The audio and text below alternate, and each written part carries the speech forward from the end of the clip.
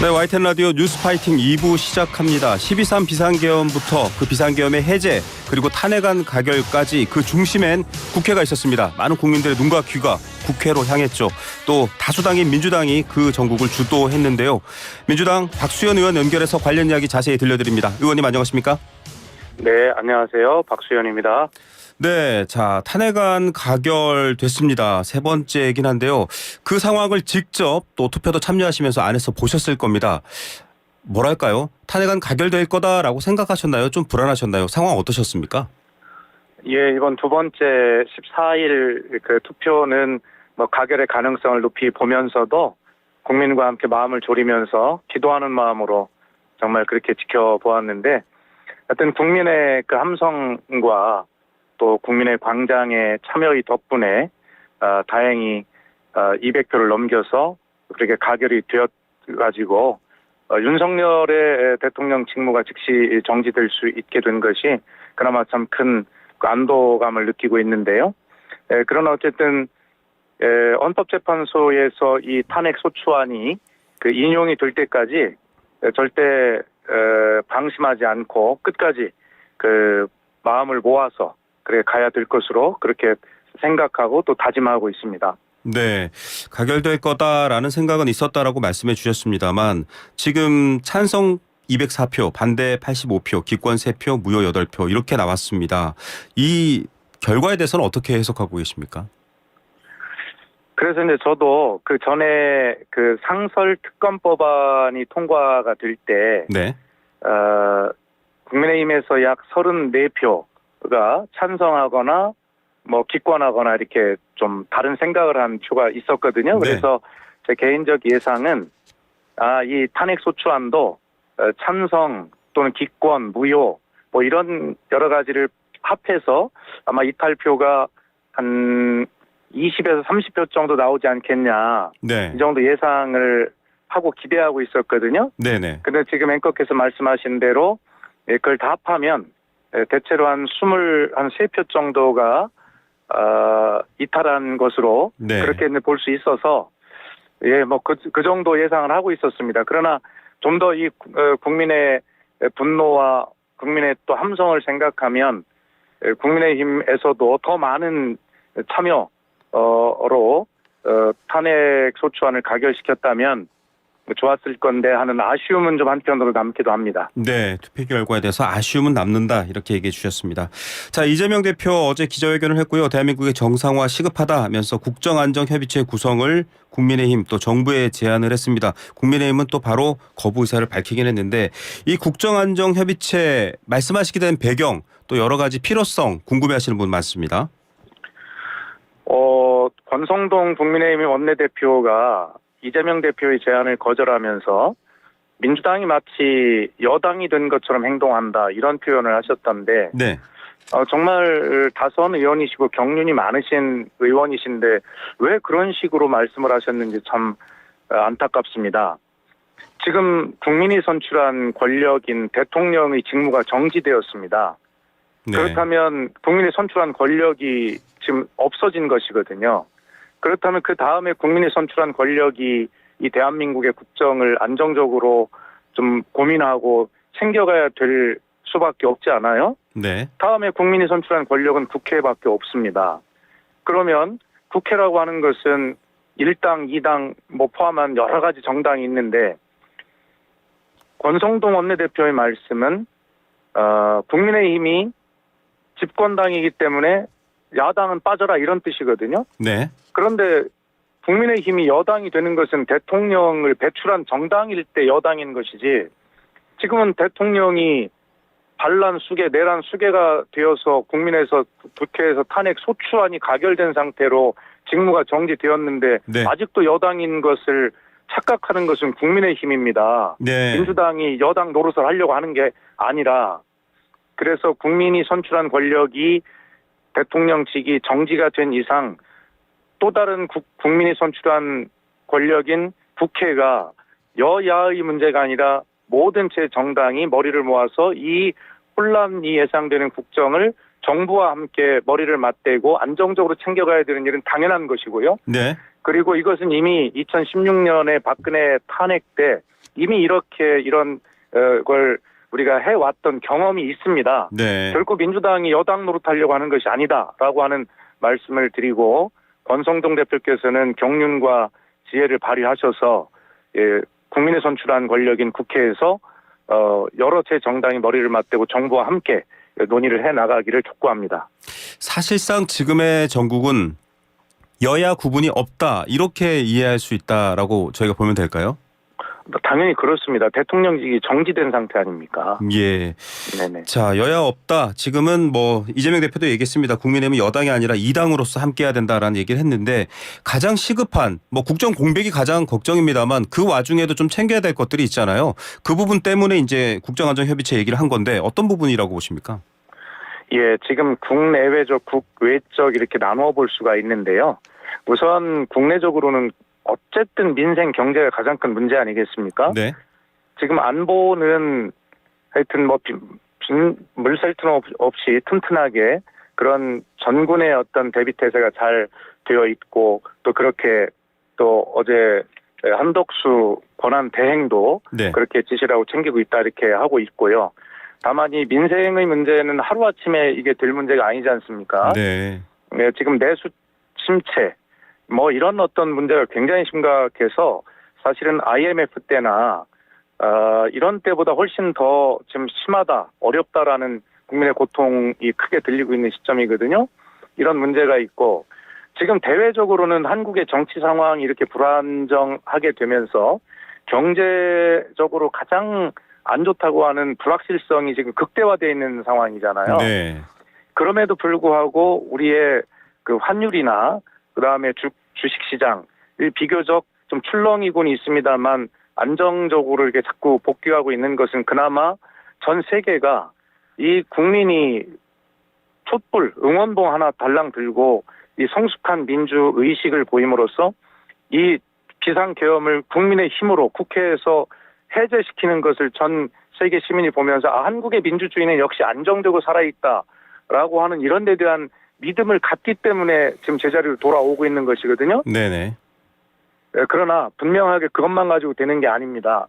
한국의 리더십이 정확히 서 있다라고 하는 것을 보여줄 필요가 있기 때문에 바로 이재명 대표가 제안한 그런 국정안정협의체 등을 통해서 전 세계로 대한민국 정치의 안정감을 빨리 보여줘야 경제적 불확실성을 제거할 수 있다 이런 생각이 들거든요. 예. 그런 일들을 빨리 보여줘야 합니다. 특히 그 트럼프 행정부가 지금 들어서기 한 달 정도밖에 남지 않았는데요. 네네. 지금 우리 삼성과 우리 반도체도 좀 큰 위기에 봉착해 있다는 걸 국민이 걱정스럽게 네. 지금 생각하고 계시잖아요. 그런데 바이든 정부 때 소위 그 반도체법, 칩스 액트라고 하는 이 반도체법 때문에 우리 삼성과 SK 하이닉스가 미국에 대규모 투자를 했잖아요. 네. 거기서 정책 보조를 받기 위해서, 그렇죠? 네네. 근데 이것을 지금 보조금 지급을 지금 미 상무부와 지금 각국이 지금 협상을 하고 있어요. 네네. 근데 미국의 우리 삼성과 SK와 경쟁하고 있는 그 마이크로는 어저께 뉴스를 보니까 이미 8조 8천억 원의 지원을 받기로 이미 협의가 끝났는데 우리 이 위기의 반도체 삼성과 SK 요 협상을 빨리 진행해서 네. 안정적으로 보조를 확정을 받아야 되는 문제가 지금 있잖아요. 예. 이런 문제를 지금 대한민국의 정치가 이렇게 불안정함으로써 우리 한국의 산업부나 관련 부처가 미국 상무부와 삼성, SK와 협상을 하는데 지금 도움이 되고 있는지 이런 문제들로부터 막 챙겨 나가야 되는 거거든요. 예. 알겠습니다. 이런 것들이 큰 문제입니다. 어쨌든 환율과 주식, 그다음에 그런 반도체의 협상을 네. 비롯한 어떤 경제 불확실성을 제거함으로써 전 세계에 대한민국의 안정감을 빨리 보여주는 것이 지금 가장 중요한 일이라고 저는 생각합니다. 네, 헌재 탄핵 소추에 대한 심판 또 결과 여러 가지까지는 아직 시간이 있기 때문에 그 전에 빨리 대응할 것들은 대응해야 된다라는 얘기인데 그래서일까요? 지금 한덕수 국무총리가 대통령 권한대행을 맡고 있는데 한덕수 국무총리도 이 비상계엄 의결 관련해서 사실은 내란 관련된 혐의에 대한 문제제기가 있었습니다만 탄핵은 추진하지 않겠다 이렇게 밝혔어요. 관련된 연결된 입장이십니까? 그렇습니다. 저희들도 고민을 많이 했죠. 탄핵을 해야 한다라고 하는 의견을 많이 저희들이 가지고 있었지만 그러나 국정의 안정이라고 하는 그런 측면도 고려를 안 할 수가 없기 때문에 네. 그러나 그래서 한덕수 총리는 저희가 이제 대신 고발을 해놓은 상태죠. 그래서 나중에 좀 안정적으로 가면서 뭐 수사 결과를 수사 받을 일 있으면 받고 네. 뭐 그에 따라 처리하면 될 일이고요. 당장 총리의 직무까지 정지시키는 탄핵보다는 그 방법이 좀 낫겠다는 판단을 뭐 당 지도부가 했고 어제 이재명 대표가 탄핵은 하지 않기로 했다는 것을 국민께 말씀을 드렸습니다. 예. 자, 이렇게 되는 상황이긴 한데 지금 또 여러 가지 통과된 법안들 관련해서 특히 6개 법안에 대해서 한덕수 총리가 지금 대통령 권한 대행이지 않습니까? 네. 제2요구권 행사를 국민의힘에서는 요구를 했습니다. 민주당은 어떤 입장이십니까? 대통령 권한 대행에게 주어진 권한들이 정해져 있습니다. 네. 그러나 대체적으로의 해석은 뭐냐면 그런 것들을 적극적으로 모든 것을 다 해서는 안 된다. 네. 소극적으로 현재의 상황을 관리하고 유지하는 그러한 정도에서 권한 대행이 이루어져야 한다. 왜냐하면 선출된 권력이 아니지 않습니까? 네. 그런 것인데 아마 한덕수 총리 본인도 엊그제 국회에서 답변을 하는 것 보니까 현재의 상황을 잘 관리하는 그런 역할에 이렇게 답변을 하는 것을 들었거든요. 그래서 이 정말 오랜 진통 끝에 그렇게 국회에서 통과된 이 농업민생 4법을 비롯한 이런 주요 법안 6개를 국민의힘에서는 윤석열 대통령에게 거부권 행사를 건의를 해놓은 상태지만 네. 직무가 정지되었기 때문에 총리가 이제 그 문제를 해결해야 되는데 이 거부권 행사라는 것은 너무나 적극적인 대통령 권한의 행사라고 저는 생각을 합니다. 예. 그렇기 때문에 권한 대행인 총리가 거부권까지 행사하는 것은 큰 문제가 될 수 있다 이런 생각을 하고요. 어차피 권한 대행은 선출된 권력인 국회와 머리를 맞대고 긴밀하게 논의를 해갈 수밖에 없는 상황이에요. 네.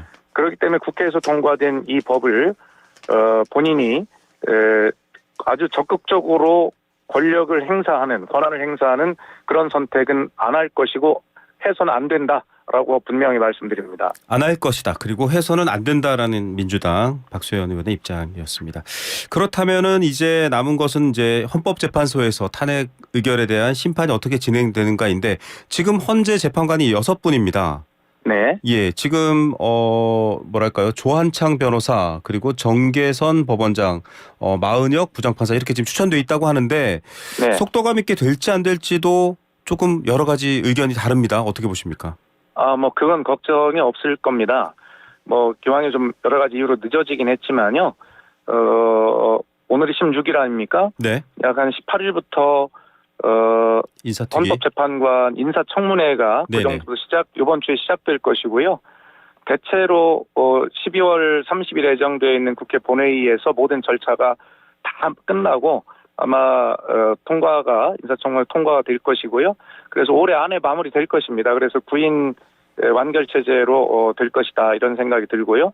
예. 그다음에 문영배 헌법재판소장 그 직무 대행께서 그제 말씀하시는 거 보니까 현재 6인 체제로도 심리는 시작할 수 있도록 되어 있거든요. 네. 그래서 완결 체제가 되기 전이라도 좀 빠르게 그리고 공정하게 이 절차가 진행될 수 있도록 하겠다라고 하니 한편으로는 12월 말까지 구인 체제를 완결하는 국회 절차를 진행을 하면서 그다음에 현재는 현재 6인 체제로도 심리는 시작할 수 있기 때문에 일단 그런 준비와 심리들을 할 수 있는 만큼 하면 국민의 바람대로 최대한 빠르게 절차가 진행될 것이다 그렇게 생각합니다. 자, 전직 대통령들의 탄핵 지금 3번째 탄핵이니까요. 이 시간들을 네. 비교해서 약 60여일 또 90여일 걸렸던 것들을 비교했는데 이번에 윤석열 대통령 탄핵안에 대한 심판은 얼마 정도 걸릴 거다 민주당 내부에서 전망하십니까? 네, 2004년에 노무현 대통령 탄핵 때는 제가 기억하기로 63일 만에 그 탄핵소추안이 기각이 되어서 대통령 직무에 복귀를 한 적이 있고요. 네. 2016년 박근혜 대통령 때는 2017년에 이제 일이지만 91일인가 만에 인용이 되어서 결과적으로 대통령으로도 파면이 되고 60일 후에 이제 대통령 선거를 치렀지 않습니까? 네. 이번 윤석열 탄핵은 아까도 말씀드렸듯이 전 국민이 생방송 중계를 보듯이 그 내란 반란의 과정을 다 지켜보셨습니다. 그렇기 때문에 헌재도 정치 성향에 따를 수 있다고 하지만 결과적으로는 주권자인 알겠습니다. 국민의 선택에 따를 수밖에 없다 이런 생각이 들고요. 예. 그래서 워낙 그 명백하고 단순하기 때문에 네네. 이걸 오래 끌 이유가 없다 이런 생각이 들고 윤석열 대통령도 본인이 그렇게 큰 역사 앞에 큰 죄를 지었으면 그걸 인정을 하고 국민 혼란을 최소화하는 것이 그나마 그동안 대통령직에 있었던 사람으로서 네. 역사와 국민께 보답하는 길인 만큼 혼란이 이 시간이 좀 작도록 그렇게 협조해야 될 것으로 생각합니다. 그런데 입장을 밝혔습니다. 탄핵안 가결 직후 결코 포기하지 않겠다라고 했고요. 뭐 여러 차례 뭐 재판이면 재판, 여러 가지 수사면 수사, 응하겠다, 뭐 대응하겠다 이렇게 얘기를 했습니다. 이로 인해서 그러니까 사실 그렇게 네, 그렇게 뻔뻔한 철학을 가지고 있는 사람이니까 이런 내란도 일으키고 그런 일을 했겠죠. 이래서 그렇게 해서는 안 됩니다. 네. 그런데 이 대통령이 적극 대응할 경우에 윤석열 대통령이 적극 대응할 경우에 탄핵 심판의 시간, 심리 시간이 길어질 거다 이런 전망도 있거든요.